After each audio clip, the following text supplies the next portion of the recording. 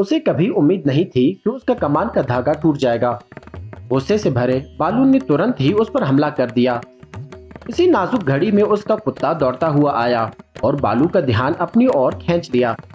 اسی کی وجہ سے نارو کسی طرح اپنی جان بچا پائی۔ کمان کو جلدی سے ٹھیک کرنے کے بعد وہ پھر سے پہاڑ کے نیچے شکار کے لیے لوٹی، لیکن تبھی اس کا کتا اچانک واپس آیا۔ وہ بنا رکے نارو کے پاس سے بھاگتا ہوا نکل گیا۔ کوئی اور چارہ نہ دیکھ کر نارو نے دریا میں چھلانگ لگا دی۔ امید تھی کہ وہ بالو سے بچ پائے گی۔ وہ پانی سے نکل کر ایک گرے ہوئے پیڑ کے تنے پر چڑھ گئی، لیکن اس کا ڈر سچ ہو گیا۔ بھالو بھی اس کے پیچھے پیڑ پر چڑھ آیا۔ اس نے زور سے دھاڑ ماری اور سیدھے نارو کی آنکھوں میں جھانکنے لگا۔ نارو کو لگا اب وہ اس کا اگلا شکار بننے والی ہے، لیکن تبھی بالو نے اپنا حملہ روک دیا۔ اچانک کہیں سے کوئی اندیکھی مخلوق آئی اور بالو سے لڑنے لگی۔ یہ ڈراؤنا منظر دیکھ کر نارو کانپنے لگی اور جیسے پتھر کی بن کے رہ گئی۔ وہ مخلوق آسانی سے بالو کو اوپر اٹھا لیتی ہے اور اس کے جسم سے نکلتے ہوئے خون میں خوشی محسوس کرتی ہے۔ نارو ساکت کھڑی رہ گئی، حیرت اور ڈر سے بھری ہوئی۔ خطرہ سمجھتے ہی وہ پھر سے پانی میں کود گئی۔ اب بھاگنا ہی تھا، نہیں تو اگلا شکار وہ ہوتی۔ اسی وقت وہ مخلوق پوری طرح اندھیرے سے باہر نکل آئی اور تھرمل ویژن سے نارو کو تلاش کرنے لگی۔ خوش قسمتی سے نارو بہت اچھی تیراک تھی۔ وہ پانی کی دھارا میں بہتی چلی گئی اور کسی طرح دریا سے نکلنے میں کامیاب ہوئی۔ ابھی بھی سہمی ہوئی نارو جلدی سے اپنے قبیلے میں لوٹی۔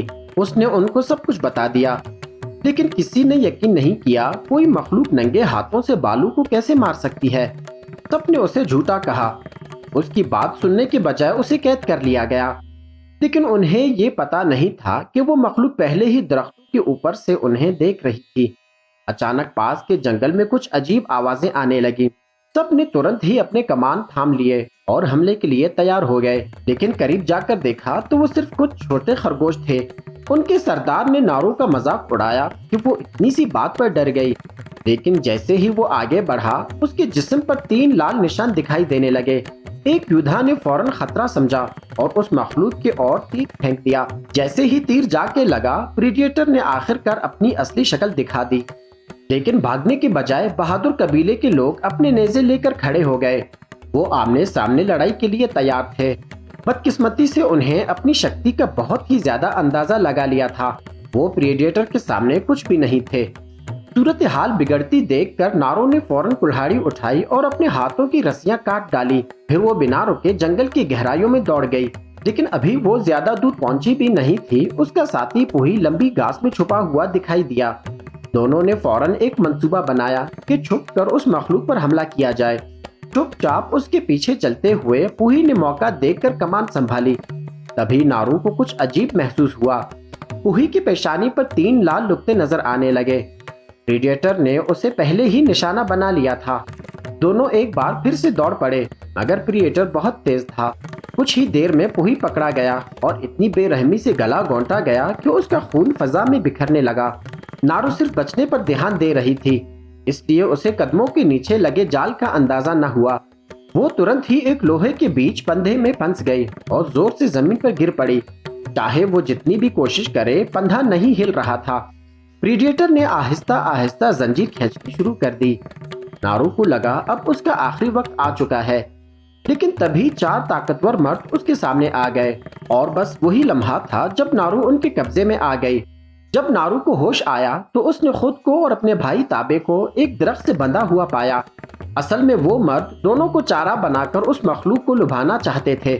اب وہ پوری تیاری میں تھے اور وار کرنے کے لیے تیار تھے، مگر جیسے ہی وہ دوربین سے پریڈیٹر کو ڈھونڈنے لگے، ان میں سے ایک شخص کو پیچھے سے آدھا چیر دیا گیا۔ قریب کھڑے گھوڑوں نے خطرہ محسوس کیا اور بھاگ کھڑے ہوئے۔ ادھر ادھر گھبراہٹ سے دیکھنے کے بعد انہیں احساس ہوا کہ وہ پریڈیٹر کے اچانک حملے کے زد میں آ چکے ہیں۔ ان میں سے ایک آدمی ڈر کے مارے جان بچا کر بھاگنے لگا، مگر پریڈیٹر نے ایک نیزہ اس کے سینے کے آر پار پھینک دیا۔ اب جنگل میں صرف نارو اور تابے بچے تھے۔ پریڈیٹر دوبارہ ظاہر ہوا اور اس کے سیاہ پنجے خوف سے چمک رہے تھے۔ جب وہ ڈراؤنی مخلوق زمین پر گری تو ایک شکاری نے جلدی سے جال نکالا تاکہ اسے قید کرے، مگر جشن منانے سے پہلے ایک تیز تار شکاری کے سر کے آر پار ہو گئی۔ پریڈیٹر ترنت ہی اپنی زنجیروں سے آزاد ہو گیا۔ پھر اس نے ایک مشینی جال پھینکا اور ترنت ہی اپنا بلیڈ نکالا۔ ایک ہی وار میں اس نے اپنے پیر کے پندھے کو کاٹ ڈالا۔ پھر اس نے اپنے بازو پر لگا شیلڈ آن کیا اور لمحوں میں تمام گولیاں روک لیں۔ پریڈیٹر کے لیے یہ تجربہ کار شکاری کمزور شکار تھے۔ جیسے جیسے مزید آدمی اس کے ہاتھوں مارے گئے، باقی بچے شکاری غصے سے پاگل ہو گئے۔ انہوں نے بندوقیں اٹھائیں اور اندھا دھند فائرنگ شروع کر دی، مگر تبھی پریڈیٹر نے اپنی کلائی پر لگائی بٹن دبا دیا۔ چند لمحوں میں وہ ہوا میں اڑ گیا۔ وہ درختوں کے اوپر سے ادھر ادھر دوڑنے لگا اور آسانی سے گولیوں سے بچ نکلا۔ چند لمحوں میں وہ ان کی نظروں سے غائب ہو چکا تھا۔ نارو نے موقع کا فائدہ اٹھایا اور جال کی مدد سے اپنی رسیاں کاٹ ڈالی۔ وہ اور تابے فوراً وہاں سے فرار ہو گئے۔ جب سب حیران تھے کہ مخلوق بھاگ کیوں گئی، اس کا چھوٹا ہوا گاؤنٹ زمین پر کچھ بدلنے لگا۔ اندر سے 3 گول گھومنے والے آلے ہوا میں اٹھے۔ کسی کے کچھ سمجھ سے پہلے وہ آلہ زوردار دھماکے سے پھٹ گئے اور پورا جنگل تباہ ہو گیا۔ دوسری طرف نارو پہلے ہی دشمن کے کیمپ میں پہنچ چکی تھی۔ وہ اپنا شکاری ہتھیار واپس لینے آئی تھی، لیکن اسے حیرت ہوئی جب اس نے اپنا وفادار کتا دیکھا۔ ایک آدمی اسے مارنے ہی والا تھا کہ نارو جھپٹ کر اس کے ہاتھ سے خنجر چھین لیتی ہے۔ اپنے پیارے کتے کو بچانے کے لیے نارو نے پوری طاقت سے لڑائی کی۔ آخر کار کتے کے گردن سے بندھے ہوئے رسی کو کاٹ ڈالی۔ جیسے ہی نارو اپنی زخم پر پٹی باندھنے ہی والی تھی، ایک آدمی فلنٹ لاک بندوق لیے سامنے آ گیا، مگر وہ نارو پر حملہ کرنے کے بجائے اپنے پیر کے زخم پر مرہم لگوانا چاہتا تھا۔ شکریہ کے طور پر اس آدمی نے نارو کو اپنی واحد بندوق دے دی، لیکن اس کے زخم پر مرہم رکھنے سے پہلے ہی ایک خوفناک دھاڑ زور سے سنائی دی۔ وہ آدمی ترنت ہی زمین پر لیٹ گیا اور مردہ بن گیا۔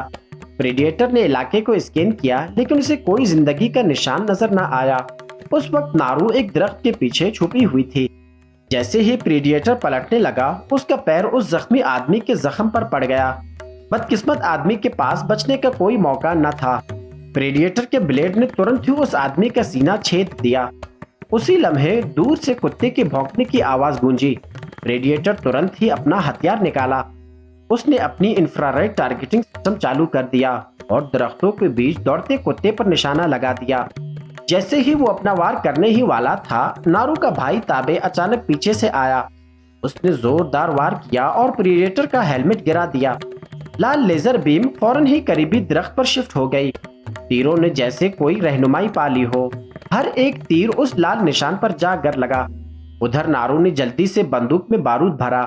جیسے ہی پریڈیٹر اپنا ماسک واپس پہننے ہی والا تھا، اس نے اپنی چالاکی ثابت کی۔ پلک جھپکتے ہی نظروں سے غائب ہو گیا۔ اب کوئی نشان نہ تھا اس مخلوق کا۔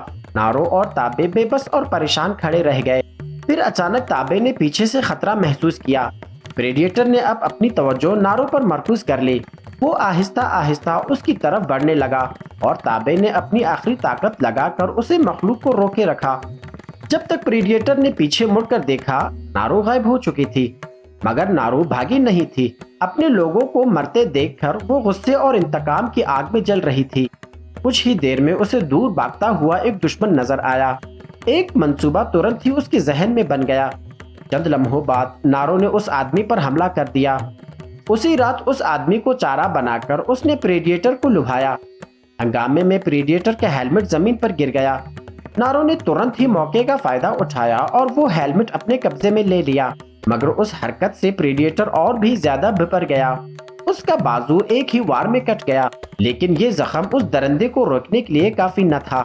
ایک جھٹکے میں اس نے نارو کو گلے سے پکڑ کر زمین پر زور سے پٹخ دیا۔ نارو سانس لینے کے لیے تڑپنے لگی، مگر ہار نہ مانی۔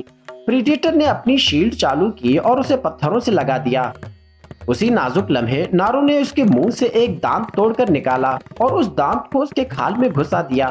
تبھی اس کا وفادار کتا دوڑتا ہوا آیا اور اپنے منہ میں ایک ہتھیار دبائے ہوئے تھا۔